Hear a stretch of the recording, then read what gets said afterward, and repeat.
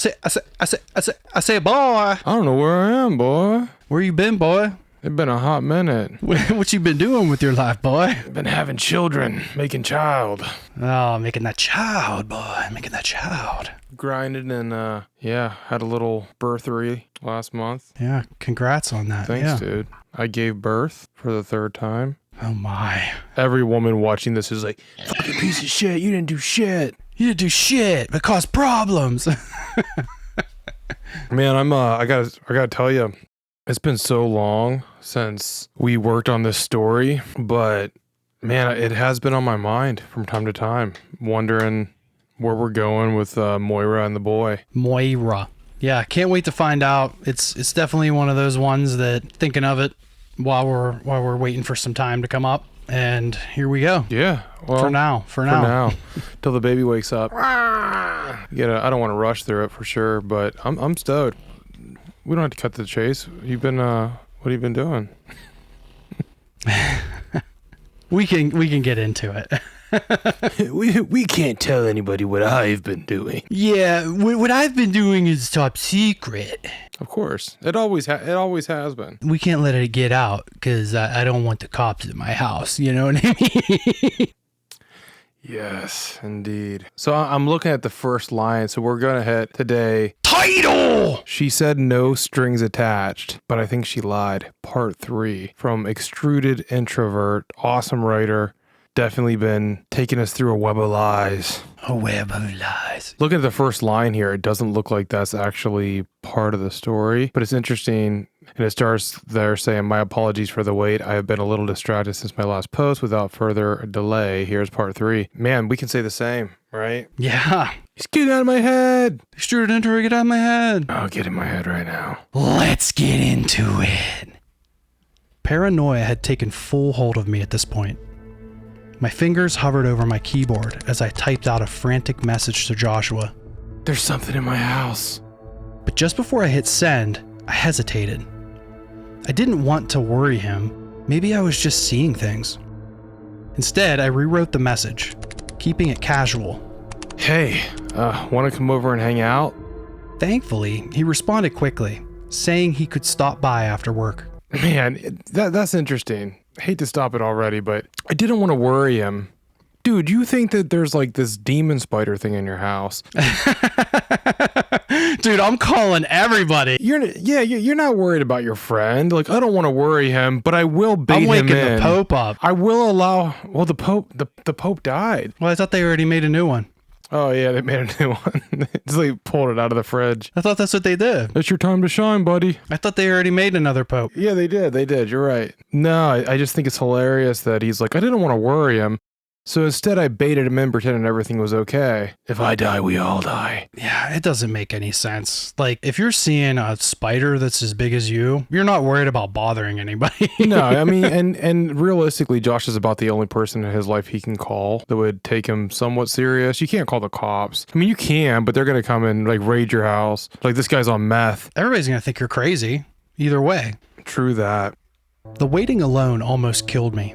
I was painfully aware of every shifting shadow just outside my periphery.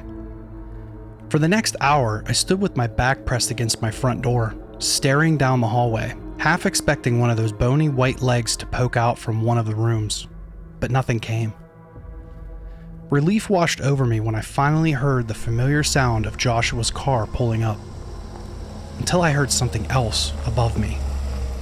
A faint, rhythmic tapping, like the muffled clatter of a typewriter. It moved quickly toward the front of the house. I like that description. That's a great description. That's terrifying, and it actually gave me a little bit of goose pimple.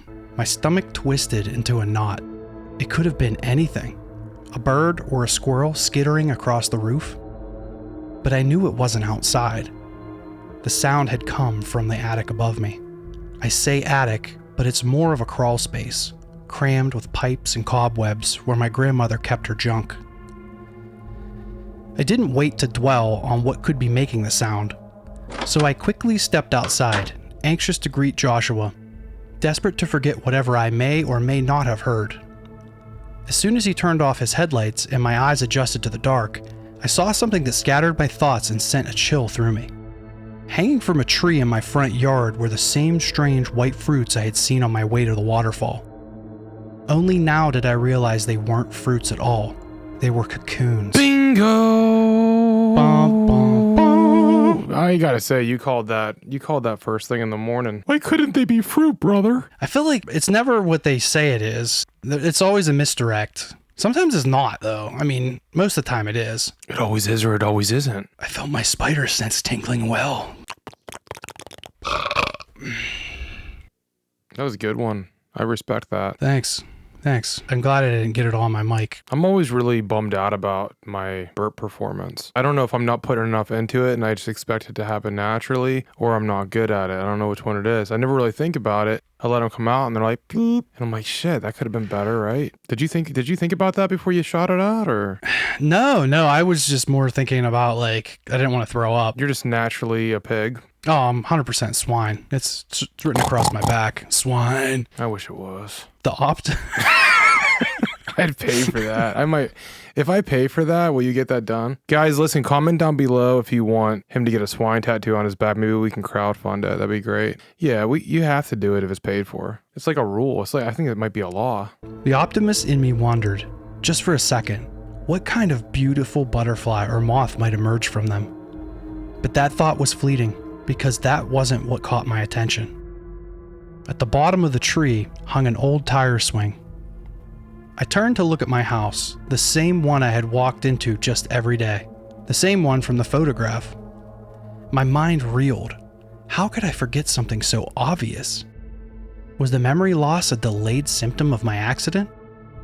This was worrying me, but then an even more terrifying thought crept in.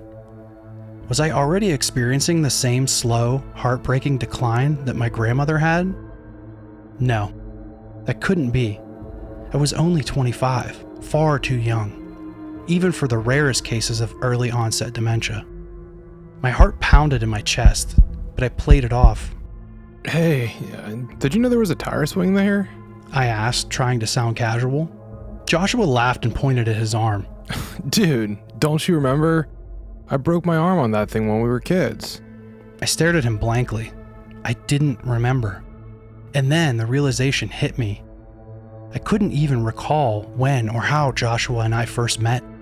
Dude, this is crazy. It's crazy. It's almost like mind wipe. So from the time he got into this accident, he's been slowly losing his memory. And do you remember that one portion when he was in the hospital and she said something about making a nest in his mind or something? I don't think he ever went to the hospital. It's all fabricated. I think that he's in his mind this whole time. And like you had mentioned before, I was like, why wouldn't she just kill him? You're like, well, spiders typically want to keep their prey alive until they need it. Maybe this feeds off of more than just your physical being. To me, like, you know, when you're in a dream and like, you're like, what is this? What is that? Like, things don't make that much sense to you. Like, I wonder how much of this is he's just in a cocoon himself. Yeah. Remember when I said almost like Matrix-like, where he's like jacked in and he's just in this cocoon and, you know, the spider's just slowly feeding off of him, taking his memories go with it, like as he's being fed on, just probably like his body, I'm sure. Little by little. That's crazy. Yeah. Little by little.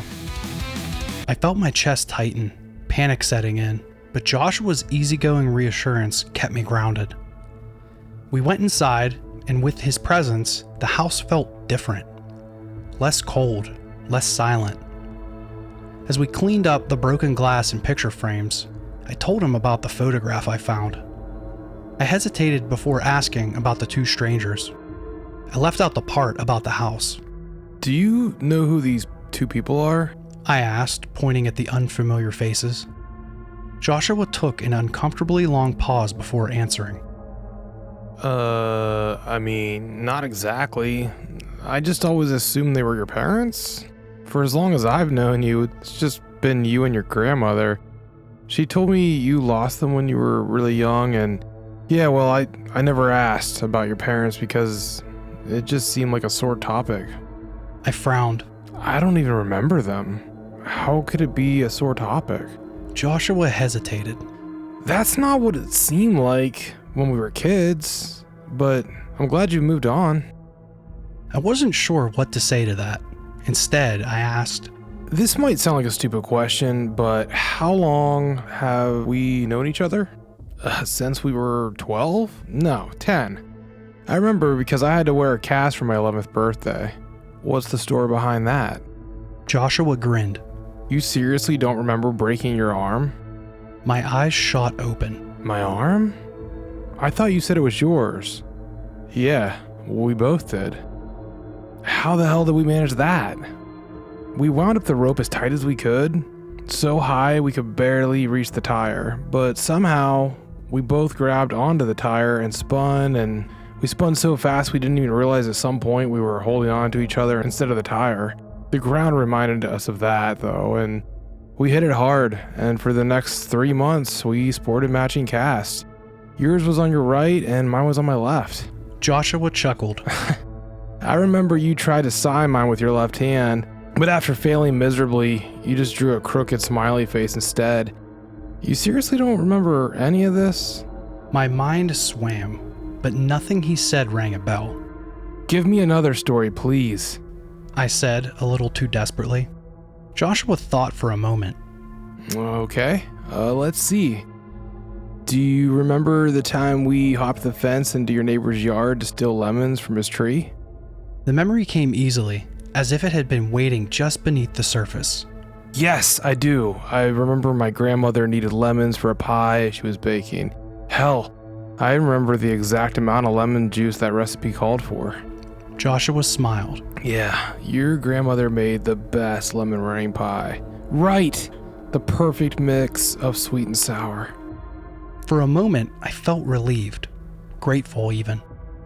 At least Joshua had reminded me of one cherished childhood memory.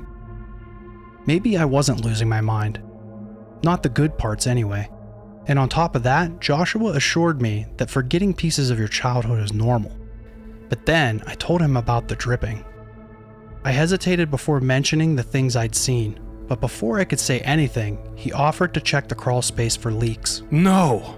The word came out a little too suddenly. Joshua froze, confused by my outburst. Then his expression shifted, and with concern in his voice, he asked, Hey, are you okay? I forced a laugh. Yeah, man, it's nothing. Joshua was my only friend. I couldn't afford to drag him into this. I knew he wouldn't believe me, and I knew the kind of person he was. He'd grab a flashlight and crawl right into that shallow attic just to prove me wrong. And I couldn't risk that. So instead, I waved him off with some vague assurance, thanked him for coming over, and ushered him out the door. As soon as I was alone again, the silence grew louder. And in that silence, I swore I could hear the faintest tapping above me. Fuck this. I muttered under my breath, my voice low but firm. I grabbed my laptop and rushed down the hallway to my room, slamming the door behind me and locking it. I had no idea if that thing could use door handles, but I wasn't about to find out. It's a velociraptor. Dude, if this thing is human-sized and it's like half spider, half human, why wouldn't it be able to use a door handle? This thing's almost like a minotaur, but like spider-human. Yeah, I mean, I think it's a crazy thought because, like, first of all, you're obviously dealing with something supernatural. Second of all, like, the thing got to your house. Nobody saw it. Like, it didn't take a fucking Uber. And how did it know exactly how to get to your house? Like, it's smart enough to be able to just find you on a whim. Homeboy's still up at the waterfall. Or behind the waterfall. Just fucking swinging there. Rolling the dice on them. Gases. Holy shit. Just feel it. I felt it. Behind the waterfall. I felt it since part 2. It seems like a pretty good spot. That could be a home run right there. Seems legit. This is taking quite a turn. I mean, like, I haven't felt even the slightest bit bricked up. Not yet. Not yet. Don't think that it's not going to happen. Like, the brick is going to happen. The brick's going to hit you in the face. You're going to be like, oh my God, the brick. Don't you think it's not going to come? That night, I barely slept. At one point, I even considered calling the police and asking them to check the attic. But what if they found nothing and fined me for wasting their time? For smoking crystal meth. You're on fucking meth again, Johnny. He just has a bag in his pocket and he's like, oh, look what I found. And he puts it on his dresser. A bag of crystal meth. You know what'd be way scarier is if, like, if something like this happened to somebody that did smoke meth, because they wouldn't know if it was the meth. So like what an easy victim that would be. Yeah, you figure the spider would go after more people like that, where... Yeah, if I'm a human eating spider, I'm hunting down meth heads. Yeah, I also think that there has to be a sense of play that's being done from the spider's side. Like the cliche saying of a fly caught in a spider's web. Like, yeah, it feeds off of everything, not necessarily just the physical, but like the mental anguish that's going through him. It's feeding off of that too. What if they took me back to another hospital or some psychiatric facility? The thought kept me awake, scratching at the edges of my mind like a creature scratching at the door to be let in. These thoughts persisted all throughout the night. Morning finally came, but I stayed locked in my room until the afternoon. Then I heard a noise I hadn't heard in weeks, one that sent a strange mix of relief and unease through me. The sound of someone knocking at my front door. I walked up to my bedroom door and pressed my ear against it. Who the hell could that be? I thought to myself. Who is it? I shouted, hoping for the sound to reach the front door so I didn't have to. A faint voice answered from outside. A woman's voice. Sweet, familiar. Here come the bricks! Pile me up! Pile me on down! Brick City, lighting it up. Yeah, Get out your trowel! Get out your trowel! Get out the trowel! Get out the trowel! Get out the trowel! Moira? Without a second's hesitation, I unlocked my bedroom door and bolted towards my front door with complete disregard for my neck brace and aching joints. I greeted her with full brick. I greeted her with a mixed brick. Oh, thank you. It's here. Finally. The structural integrity of my brick is sound. What the hell is that? I love Yes. it. It's good. It's good, right? I reached for the handle but froze, catching sight of my reflection in the hallway mirror. I looked disheveled. Unkempt hair, dark circles under my eyes, a shirt I'd been wearing for far too long. I couldn't let her see me like this. Moira? My voice was a meek whisper. Yeah, it is her. Yes. Full brick attention. Yeah, it's me. Joshua called me and he's worried about you.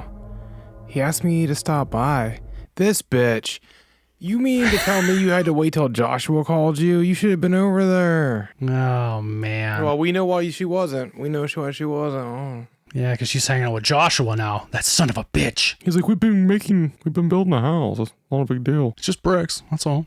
Her voice sounded unsure. Her pauses were a little bit too long.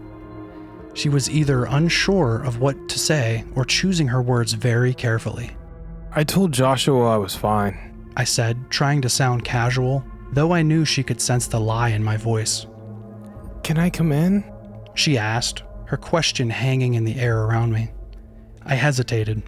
If I didn't let her in, she might disappear for another 2 weeks. Sorry I haven't come by. I've been on a Tinder binge. Well, that's where he found her, wasn't it? He found her on a dating site. But we assume it's Tinder. I mean, it could have been Bumble Plumba or any of that shit.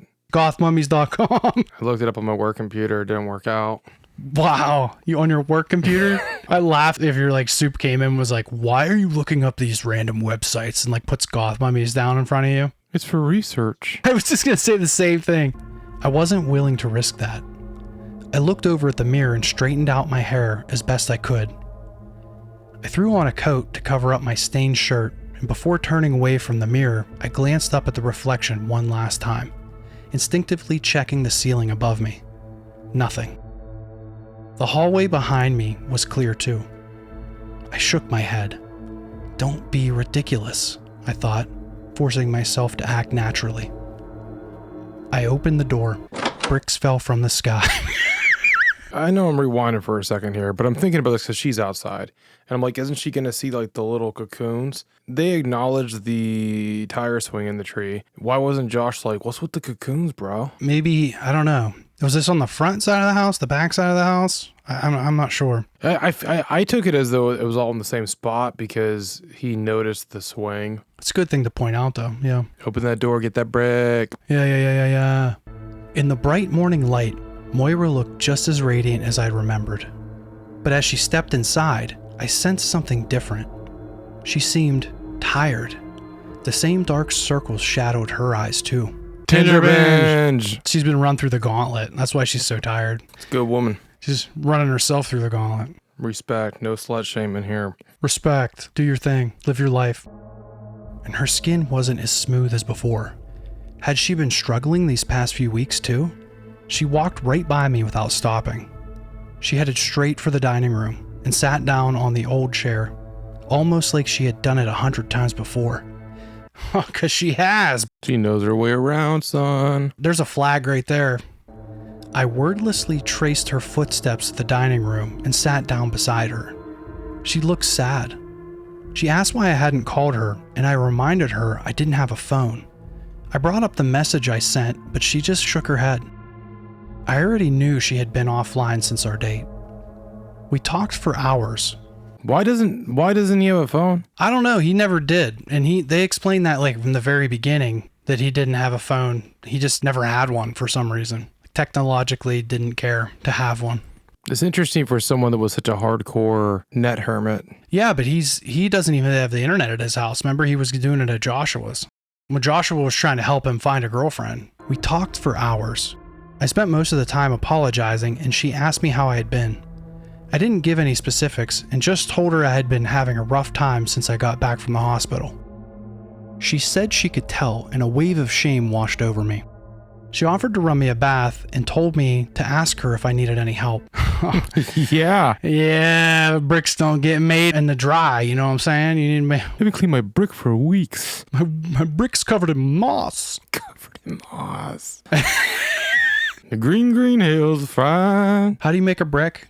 You mix mud with water. Brick needs moisture to survive. The more you know. The wave of shame was now a riptide, pulling me deeper. I told her it wasn't necessary, and she jokingly told me, "It's for my sake, not yours." Ba, ba, ba, ba. You want me to clean on that brick, you better take a shower, boy. Yeah, she doesn't want to touch that dirty brick in same clothes for the last week. It's for my sake, not yours. While playfully waving a hand in front of her nose. She just called him Stinky. Like straight up, like said, "You stink." The next thing I knew, I was sitting in warm water with my back turned to her as she scrubbed my shoulders. This wasn't how I pictured our third date going. She gently washed my face, carefully avoiding my neck brace. When she finished with the hard to reach places, I excused her. Why would you excuse her after she got the hard to reach places? I can't reach my brick. When she finished with the hard to reach places, I excused her, insisting I could handle the rest. I wasn't completely helpless, despite playing the role perfectly. Oh, I'm so disappointed in him. I would milk that for everything it's worth. Just saying. Dude, he has that nerdy edge to him that to each their own. After I got dressed, the smell of eggs and toast filled the hallway as I stepped out into it. But beneath it lingered something else, a faint, moldy odor, like something organic was slowly decomposing. I then realized that the ingredients had been in my fridge for more than 2 weeks. When I sat down at the table, I hesitated, staring at the plate, but the smell was gone. Now, all I could smell was breakfast, fresh, warm, and delicious. The first real food I had in days. The rest of the day blurred together.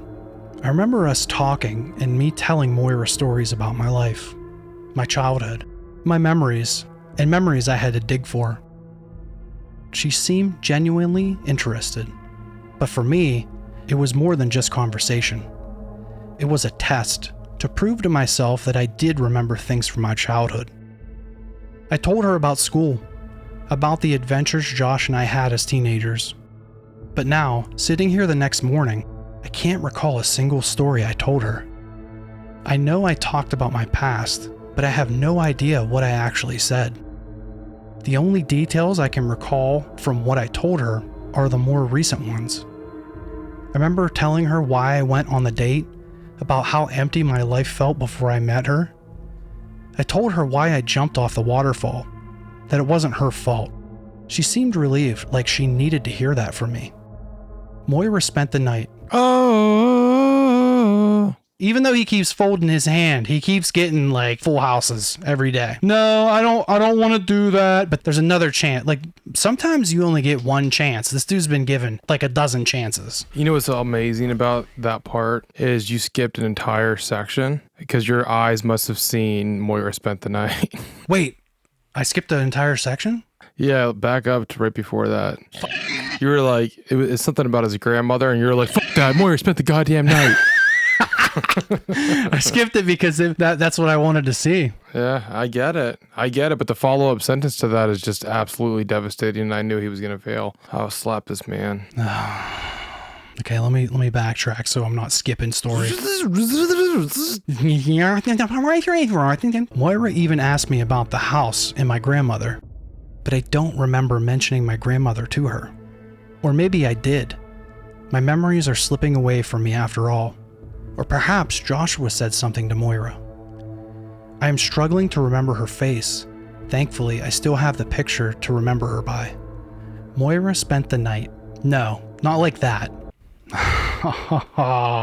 You were right. How disappointing. You son of a bitch. Listen, respect. I don't think that you should force yourself into anything. I'm not condoning social norms and pressures. I'm just saying that, like... Read the room, bro. Maybe he is. Maybe I'm just a piece of shit pig. That's possible. Wow. Then that means I'm a piece of shit pig too. You definitely are. You're already getting swine tattooed to your back, so crowdfunding. Well, at least it's not going to be like a tramp stamp.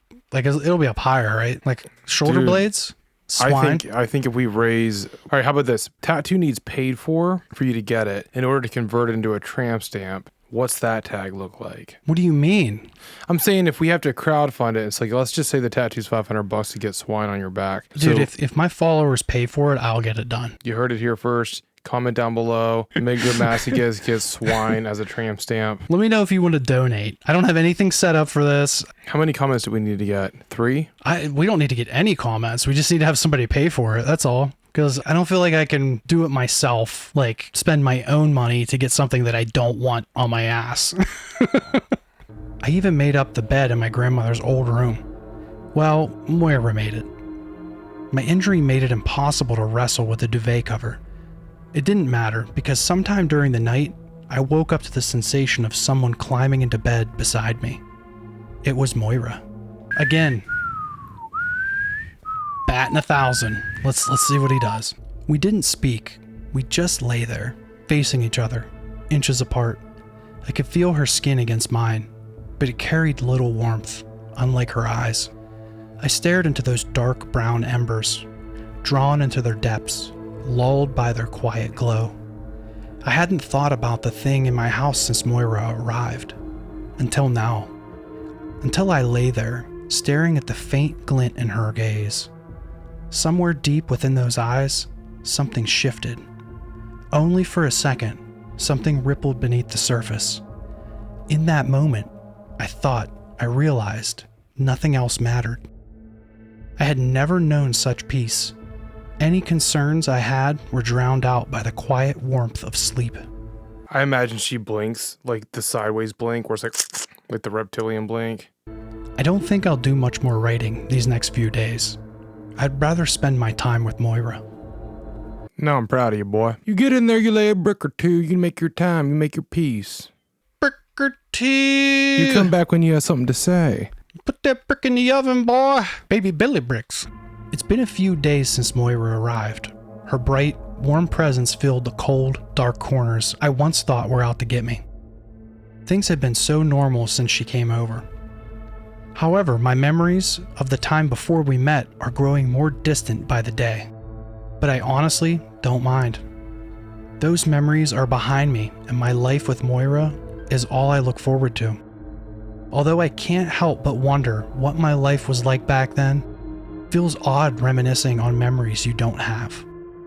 My only reminder is a picture I find every time I open the fold of my laptop. Every night I find myself staring holes through the faces in the pictures. I remember solving the riddle of the house and the tire swing. But the 3 strangers beside me remain a mystery. Dude, that's gotta be it, man. He's gotta be still there. I feel like maybe Moira's showing up at the house now. Maybe that's like, maybe she's getting closer, like eating him. Like maybe she's had her other prey and now she's like cuddling up to him. It's like ritualistic. It's like focus time now. Like she's honing in on the final stage of her feeding. Of her fill. Yeah, man. And even if he is home, that's still, I feel like, what she's doing. But I think that like the whole like him not remembering stuff, I think that's like trying to keep him at peace so he's not trying to like wiggle out of his little cocoon or some shit, you know? Yeah, feeding him what she wants him to remember. Just enough to keep him sane, but not enough to make him rebel against what's happening to him. Like, she doesn't want him to see through the veil that she has pressed in front of him. Once he's knowing what's going on, then he's going to panic and everything falls apart. So she's either going to like feed on him or she's going to like keep it. I mean, we have a whole nother part to go. We have 2 more parts to go. Really? It's 5-parter? There's 5 parts, yeah. Wow. So something tells me she's not going to kill him just yet. Maybe she's like priming him up, keeping him sedated. Even if he is home, she's keeping him in that realm. Then she's going to go back out and hunt and bring something else back and then come back to him. I think Joshua is going to have a part to play in this, unfortunately. He's been too close to the 3. Just me, brainstorming. I think that... She's been there for like 3 days. I think the main character is going to kind of find out that Joshua's gone or something like that. We'll see. Over the last week, Moira has grown increasingly frail. I keep telling her to eat some of the delicious food she makes for me, but she refuses. I think she prefers eating alone at night because I always notice her missing from bed in the early mornings. And this morning, she didn't return to bed. I haven't seen her all day. Things have been going well, and whatever has been plaguing me seems to stay away when Moira's here. So last night, I asked her to move in with me. That's a big step. Whoa. Build a house before you lay the brick. I mean, what? I need to leave for a little while. Moira's voice sounded distant, even though she was right next to me. A seed of unease planted itself in my chest. Why don't you just stay? Like move in here with me. I asked, my voice hesitant. Her eyes widened. She hadn't expected me to ask this soon. Had I been too eager? Had her own words about leaving backfired on her? We ain't even stacked bricks yet, son. We ain't even stacked bricks to make a house, and you're trying to make me move in, boy. Ain't no house to live in, boy. Ain't got no brick. You gotta lay the brick before you build a house. You got a neck brace on, boy. He can't even headbang, boy. For a moment, she stared at me.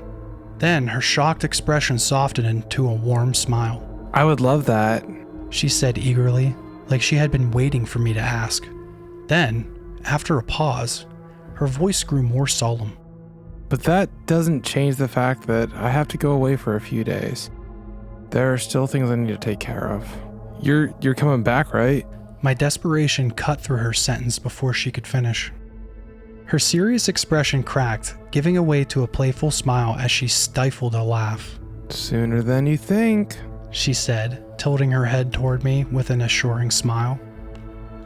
I wonder what the game is there too. She's like, if she is the spider, or maybe she serves the spider, like that's a possibility. Okay. Maybe she serves the spider or she is the spider. She's either like transforming or whatever, but it's interesting that he doesn't put 2 and 2 together, especially when she leaves. If the spider shows back up, he's like, oh, Moira's gone. Like, what do you think the fucking spider's afraid of Moira? I mean, hey, but Moira is strong, remember? She's really strong, so he feels protected around her for sure. I love how this part's been long and it's been entertaining and I love it, and it has brought us no closer to answers, but it has kept me on the edge of it's kept me in.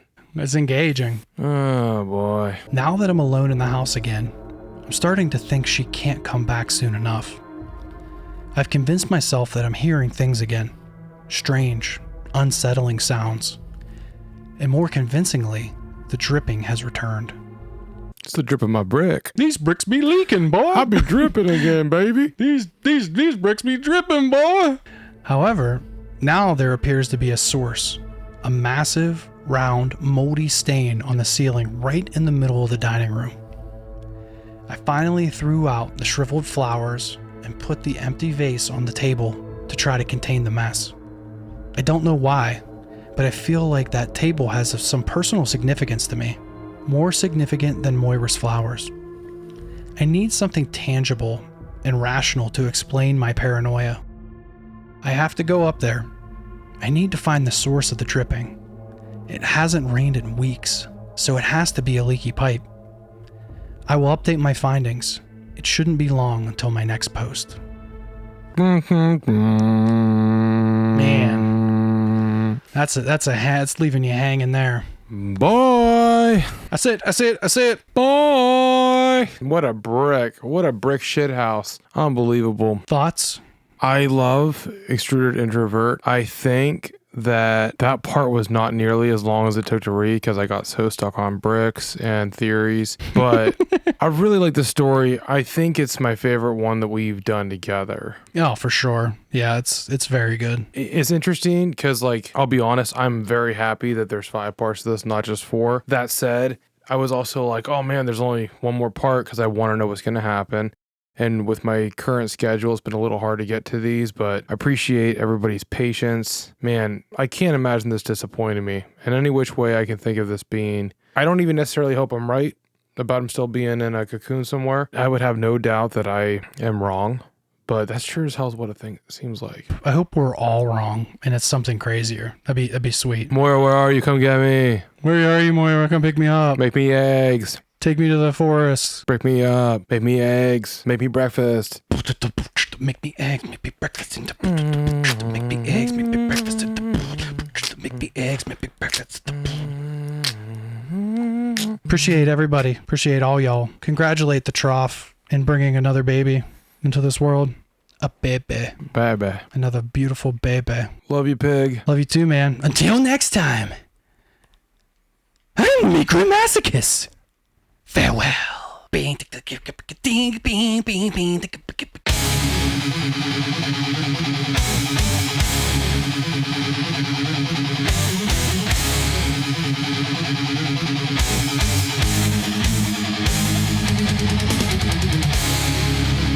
gonna be like, oh my god, the brick. Don't you think it's not gonna come?